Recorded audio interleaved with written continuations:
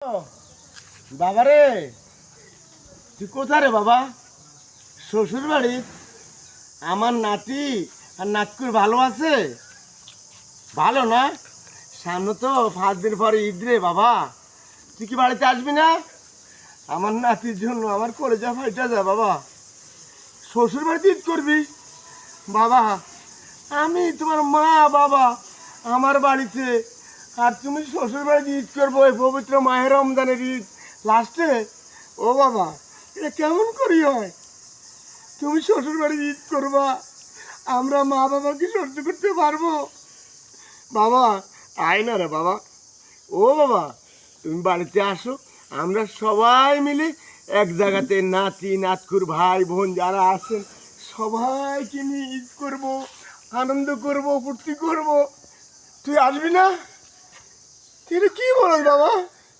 সারাদিন তোর জন্য শুধু চিন্তা করে আমার সন্তান কোথায়, আমার সন্তান কোথায়, আমার নাতি কোথায়, আমার বউ কোথায়, ছেলের বউ কোথায়।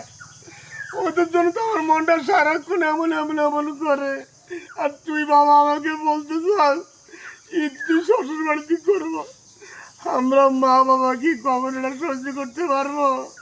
ও বাবা আয় না রে বাবা, আয় না, আমরা সবাই মিলে একটু ঈদ করবো। আসবি না কেন? কি হয়েছে? আমরা ভালো না? এতই খারাপ তোমার কাছে?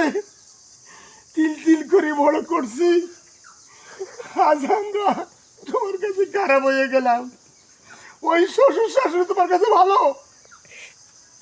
আমি বিষ খেতাম, বিষ খেয়ে মরতাম।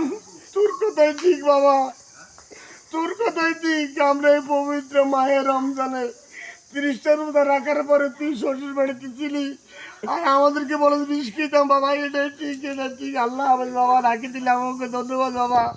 তুই সুখে থাকিস, আমার নাতিরা যাতে ভালো থাকে, আমার নাতিন যাতে ভালো থাকে, তুই সুখে থাকিস সবাইকে নিয়ে শ্বশুর বাড়িতে। আল্লাহ হাফেজ, আল্লাহ হাফেজ।